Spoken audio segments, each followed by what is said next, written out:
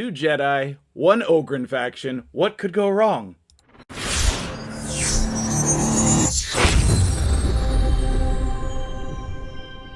What's up, guys? MtgJedi here, and I am blessed and humbled to have the one and only Deadwood Jedi on the channel today. How's it going, my dude? What's up with you?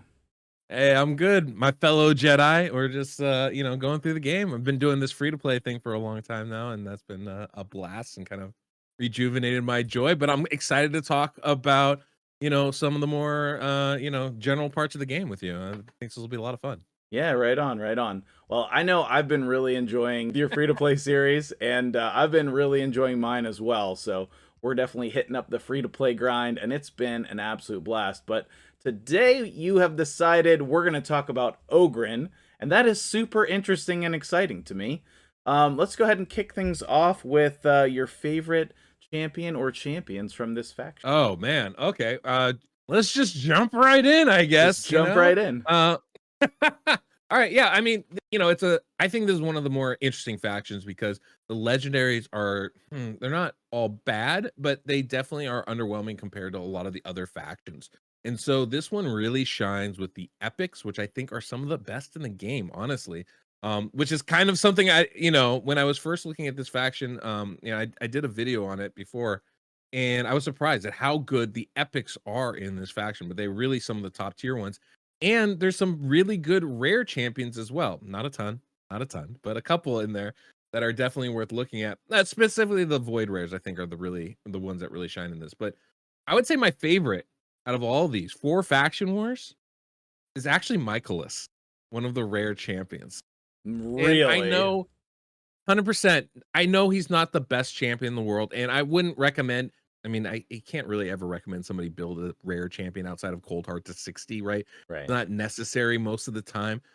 But I found Michaelis to be really, really good. He provides a fair amount of healing in his kit. He has an ally protection, and his passive ability is basically like a weak version of Guardian set. So like especially depending on the masteries you give him, if you give him Bulwark so he can share some more damage, he can be a really good ally protection champion for your team. He's not enough to heal it solely, right? But he will help keep your team alive. And I think as a rare champion, that's a pretty underrated ability right there. And it's on pretty short cooldowns too. It makes him very, very viable. Now, obviously, to beat this faction, you need some better champions than just Michaelis, but like just leading up to it, he's just absolutely one of my favorites to use. Wow, and that's one of the real reasons why I love doing these collaborations because, I mean, you think of champions that the other person has maybe not thought to use. I have never considered this champion as viable, and now we have another option in the faction. I think that that's such an awesome suggestion, especially for early game I players. was gonna say he's not gonna, I don't think he's gonna win the faction for you. He's not Yeah. gonna be that game changing of a champion. But the fact is, like, the best part about this game, the best part is there's pretty much every champion is viable in one way or another. And when you can find those little diamonds in the rough, it feels good. It feels good to be like, oh yeah, this guy, I could probably use him in some way or another. And ally protection, we all know how strong it is, and so he's just a real good, I think, addition for a team. I just made a video on Yaga for Clan Boss, so yes, every champion is usable. I'll agree with you on that one. Yeah, I really did. And I might do a second one. So for me, my favorite champion in this faction I do not have on this account, and that's Ignatius. Like, one of the OG champions in this game, but still holds up with an incredible kit. The A1 stun, even on a low chance, the AoE provoke on the A2, and then, of course, the AoE HP burn that can't be resisted, and obviously his incredible defense in all battles aura. One of my favorite champions. I'd love to get him on the free-to-play. I think that would be such an awesome champion to have. And he's an asset if you have him in this faction. Yeah, he's a great champion. Obviously, the unresistible. It's kind of funny because he has a weird place in this game. Really, once you get to like the end game, obviously, middle, early, like late, even late game, like you use what you have and you build it up as best you can. but it's really funny because of the end game, you basically only use him like I'm using him just as a spider burner. So like I've like crash stats on him. 'Cause I want him to do as little damage as possible. It's a real weird kind of turn of events with him. But Yeah. you're right. He's a fantastic, fantastic champion. The AoE provoke, the stun, like he's got so much CC in his kit. And then he's got that HP burn, which can't be resisted. And all of that makes to, give him really strong kit. I remember back in the day, people would use him as like an defensive arena nuker. Yeah, for And sure. just He's like got good multipliers insanely too. good. Absolutely, absolutely. I mean, if we're talking legendaries, I'll tell you the champion I don't have on this account that I've wanted for a long time is Gurgo. Gurgo is, I think, such a cool champion. Very hard to build because he's an attack-based champion that you need accuracy on to fully utilize. But man, a full strip of buffs and a freeze as an AoE, god dang. And this guy can hit super hard too. So like that's one of those champions I'm just like, oh, I really wish I had him on my account. I think he'd be a super fun champion to bring in. But one day, one Yeah, day. yeah. Underrated champion for sure. People think of him as, one of the lower tier champions for Void Legos, but I look for him when I'm doing takeovers for 3v3 because people just dismiss him. A lot of times he's hiding in the vault. That ability of stripping the buffs and freezing them, not only is it control, but also you're setting up your another champion to just nuke them down. 100%. Any champion that can do two things simultaneously is a really good champion to bring in, right? And that's what you want Mhm. to look for. Why like Michaelis? He protects you and he heals you all in the same thing. So that's great. But being able to strip the buffs and CC the enemy by freezing them is a massive ability, especially in arena, like you said. Somebody else like that, actually, I really like Bigun, who Super hits good. another champion I don't have, I would love to have, but like hits super hard, multiple attacks, and has some nice AoE stun skills in him. Like this guy does serious work. So especially like, early on when you're trying to do dungeon waves and stuff, this guy is a game changer. Oh He's yeah. great in he's great in blender teams. Like that's how I used to, learn to hate him. He's just really, really good. Um, Nice. yeah, Yeah, and there's like some any of solid, these solid legendaries that yeah. you have are going to be an asset for faction wars, but all three of them are great because they're not just good in the faction, right? Yes. But if we transition over into more like the unusable champions, is there some champions in this faction that you would say just like stay away from, either for faction wars or for the rest of the game? Oh boy. That's a real hard thing to say because as we've talked about, every champion has a place. It just might be a really, really niche place. Hmm. But if I was gonna say, hey, these are a couple champions, don't waste your time with them, try to avoid them. I think the two I would say first off are the towers, Towering Titan and Cage Breaker. I I think they're a know. trap. They have this, pairing ability that just doesn't really work. Their individual skills don't really work. It's just a real shame of a couple of champions that could be really, really cool.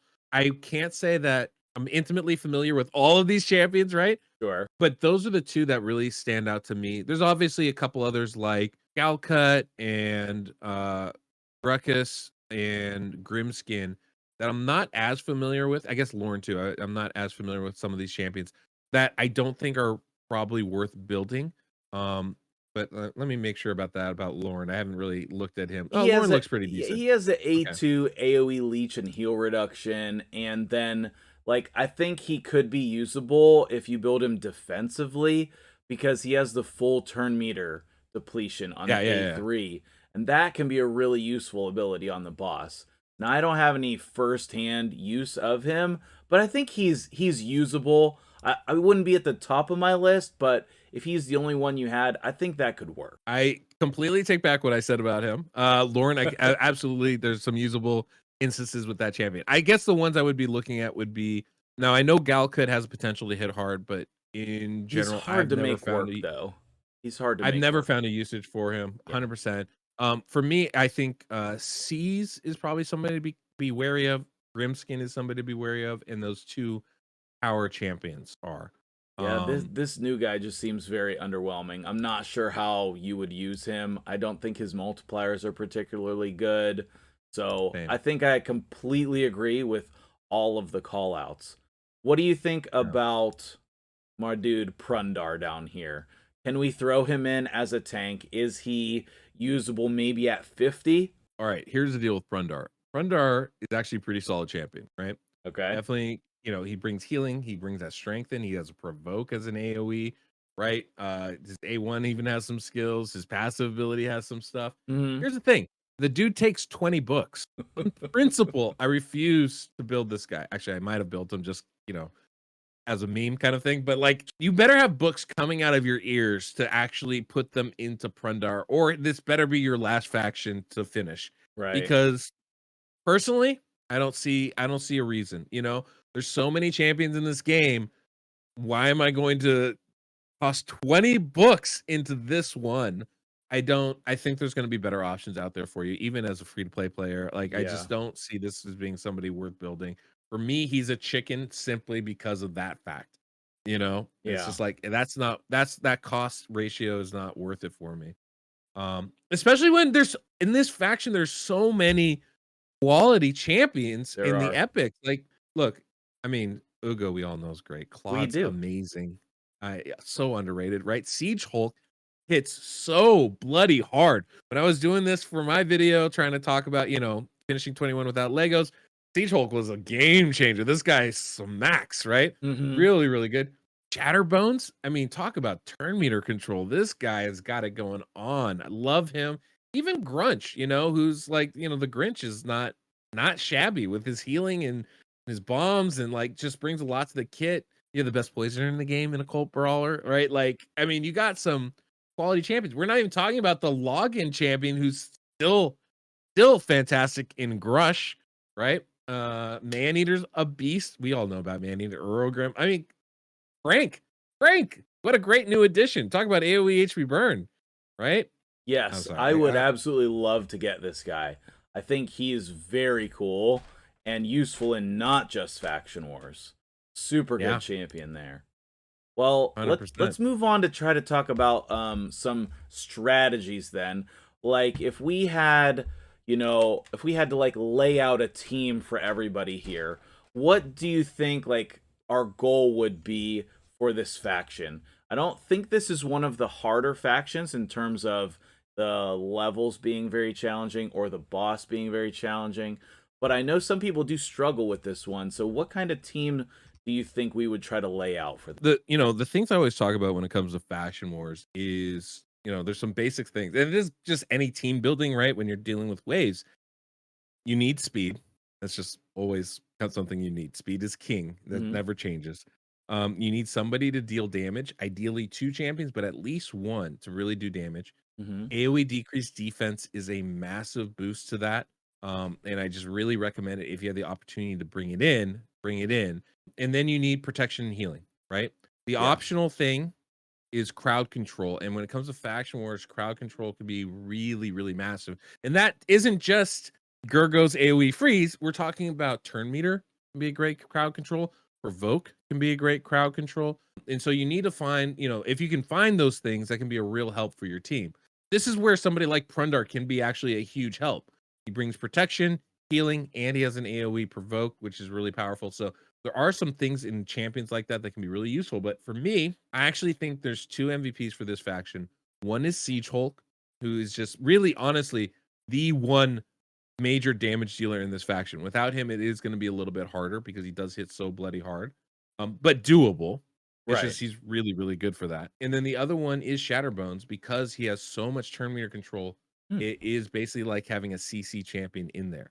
He does Yeah. a massive AoE decreased speed. He does an AoE decrease, like a decreased turn meter, and he has an AoE decreased speed. Like those are really, really big effects and can be really, really helpful. One champion I should point out is kind of a little bit of a trap. You need to be careful with it because very easy for him to die while you're doing this is Skull Crusher.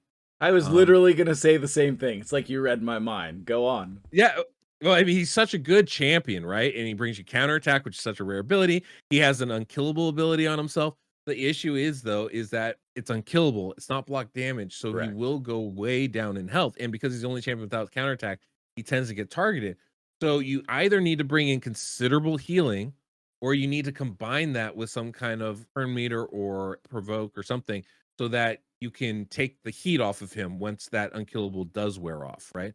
And so Yeah, that's the only thing with him is he's probably the best and most used champion in this faction for outside of sure. Ugo or Urogrim, right?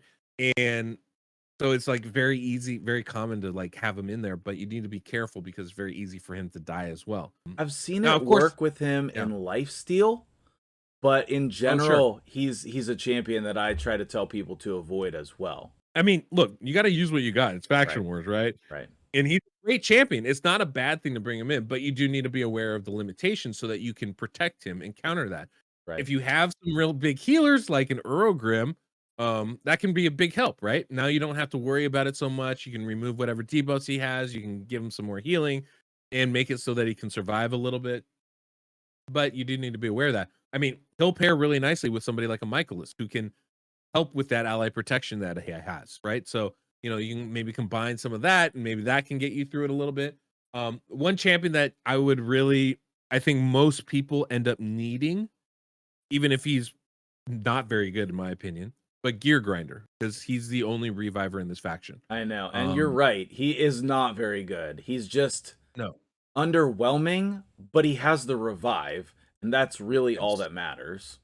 He yes, does and have a you can little take him bit to heal 50. too. You can You don't have easily to. use him at 50 because his base stats are nice. Exactly, exactly. But yeah, I mean, you need somebody, one of the keys to three-starring these things is getting the enemy really low and then reviving everybody that was already dead. You know what I mean? And that can be your grinder can be an absolute savior for that. Really good one. Now, I did mention AoE damage, like big damage dealing champions, right? Hmm. One champion that I think is important to mention in this is Bellower We have to. because he does so much AoE damage and he's so good at it. Obviously, one of the few 6-second farmers for brutal campaign in this game. Um, I mean, he carried me when I first started playing heavy, heavy, one of the Yeah, best pulls I ever had. But having him in there because all of his skills are AoE damage, and because he can hit solidly hard, he can be a really good carry for you damage wise if you don't have a Siege Hulk. I don't know that he can do it by himself. You're going to need much more, help with the rest of the team, but hmm, that can be somebody that's going to really help your team, go through this a lot faster, a lot more right, successfully. So right, and definitely somebody I recommend if you have them. absolutely. And putting him in a stun set is excellent as well for additional control. Absolutely. So we can take those Absolutely. two rares, Bellower and Gear Grinder, if you have them, and then combine them with like an Ugo or a Siege Hulk, and then fill in with your guaranteed Grush, who ends up being in most people's teams, and maybe pair that with like a 5th champion Shatterbones, or if you happen to have any of the legendaries, they're going to be great in here as well. Drakgul's pretty underwhelming. I don't usually recommend using him, but he can help from time to time as well. You know what's funny? I was about What's to say that? I really like Drockel as a champion. I You were gonna really say do. you like him. Oh boy, convince me. Yeah, comes down to the basics. Like the dude protects your team, right? He has a couple interesting things in his kit, and I feel like he gets slept on. He was an old fusion, Right? and like he is subpar as far as fusion champions go. He's not Okay, okay. At great, least you right? admit Like that. like as a legendary, you're not going to be super excited you pulled him, but if you have him, he does a lot more work than I think people give him credit for. And there's ways to build him up to make that even more apparent. One of the big things, obviously, is that A3, where if a shield gets broken or removed, your champions will heal directly from Mm, that. That okay. is a really strong skill. So if you can keep shield up on your champions for the full fight, you're providing a way to get not enough healing to heal up the full, but enough healing to stay in the fight. You know what I mean? So if you can True. combine him with, say, a Grush or somebody else that provides some decent healing, that Yeah, can be really significant. On top of that, this A2 ability of his, which is really strong and unusual. There's very few champions that provide both increased attack and increased defense. that's He's true. one of those few, and obviously, when you have less than 30% HP, he gives you a block damage buff. Even if for one turn, that can be enough to keep some of your squishier champions alive. That's pretty significant. And So maybe oh, if we don't have access to Gear Grinder, we can pull him or don't want to use him. This could be one of the major ways that we survive to get those 3 stars on the boss. yeah, absolutely. I mean, Okay. look, if you are struggling with this and you have legendaries on your account, bring them in. Like that's a no-brainer. They're going to be stronger. I mean, his base HP is 22k. Like, he's gonna do work for you no matter what. You know what I mean? So, like, I think that's a pretty straightforward approach. You know, even his A1 has a nice little stun ability that's not too shabby. So, True. this is definitely somebody that I'm not gonna say is your go-to, Right. but if you have him, he will do good work for you. And you know, like that ability with the block damage, you know who that pairs really nicely with? Mr. Skull Crusher that we talked about, right? True, true. Yes.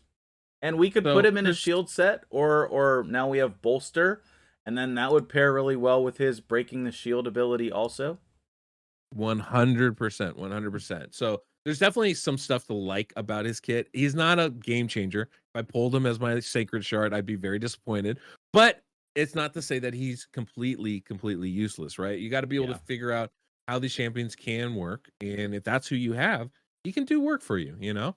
Right on, right on.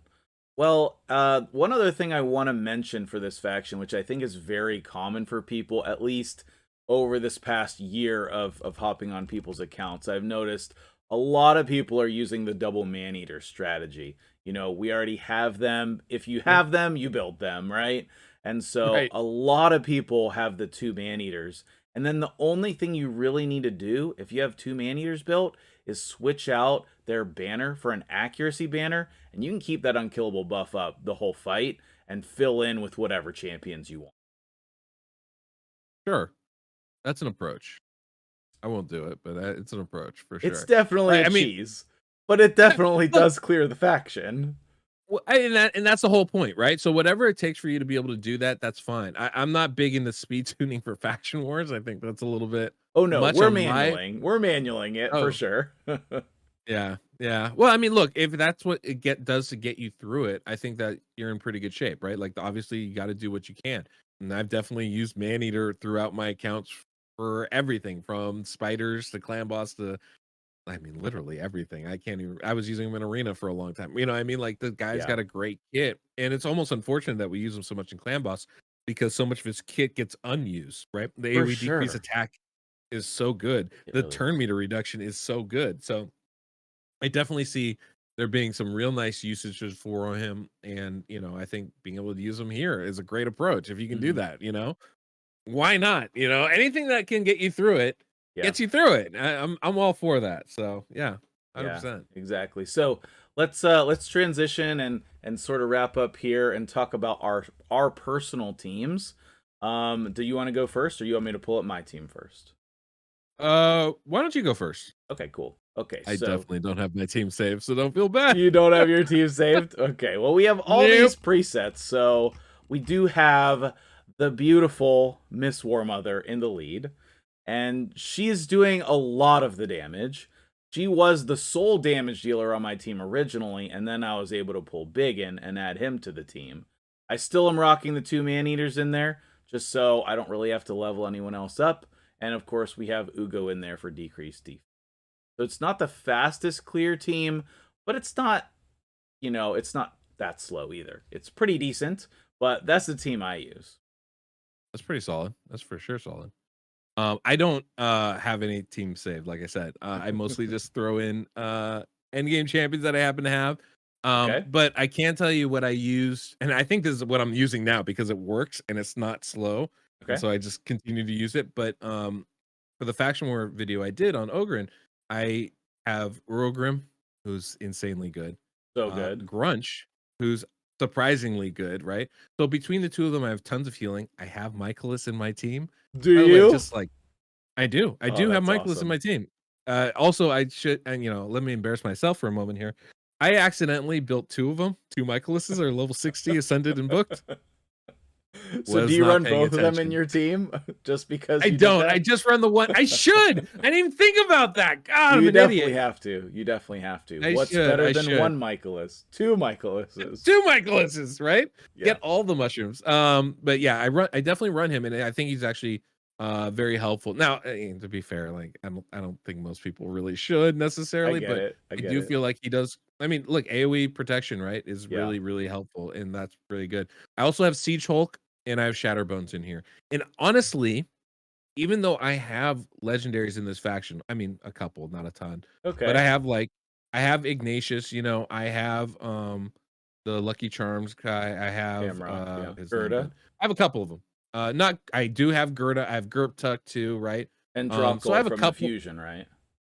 Androckle and War Mother. Like I have like 3 War Mothers. I don't want War So you Mothers still anymore. have all these Um, legendaries, but you yeah. really use a more accessible team. That's awesome. I don't see why not. I did this run in 2.5 minutes. Yeah, that's So a good it's not time.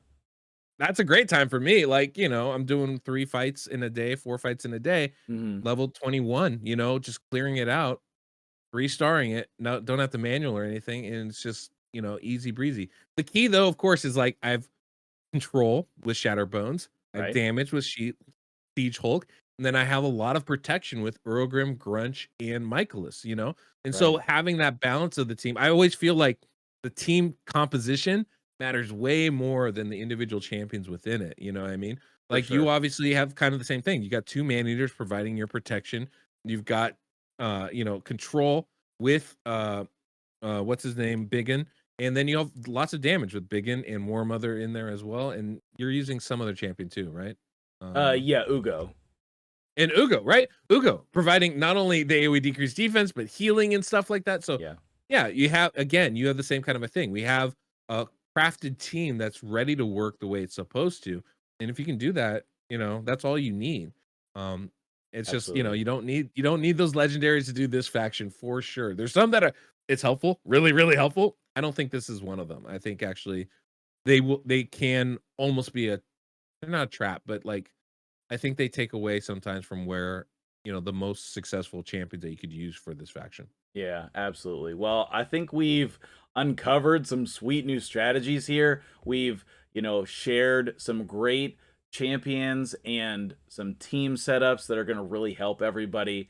Any last thoughts while we're out the door other than go watch your Faction War series also? Just go watch my Faction War series. No, I don't really have any other really big notes. I'm excited to actually, you know, to see this video and you know watch some of the other ones and get to see, you know, what the other creators are talking about when we go to these factions. I think this is a great idea for a series. So I really feel I'm feeling pretty honored to be a part of it. Honestly, I think it's a really Oh, cool idea. of And I'm course. excited I'm to I'm kind of blessed to check out have the you, rest of man. it. Blessed to have you. Hey, hey, And two Jedi's, you know? two Jedis. Force is strong in us. Exactly. So, guys, I mean, I'm sure like 100% you know who Deadwood is. So, if you don't, you have to go over and sub to his channel because he is not only the clan boss master, but now he's taking on the free to play as well. So, make sure you head over there. We're going to head over to his channel and record another video over there also. So, make sure you join us over on his channel for the second one. And I hope you guys have a wonderful day. Enjoy the series. There's a playlist on the channel for the other creators that we've had on, YST and Nub so far. Hopefully we're going to finish the series with a different creator for each faction. So stay tuned and see you guys in the next video.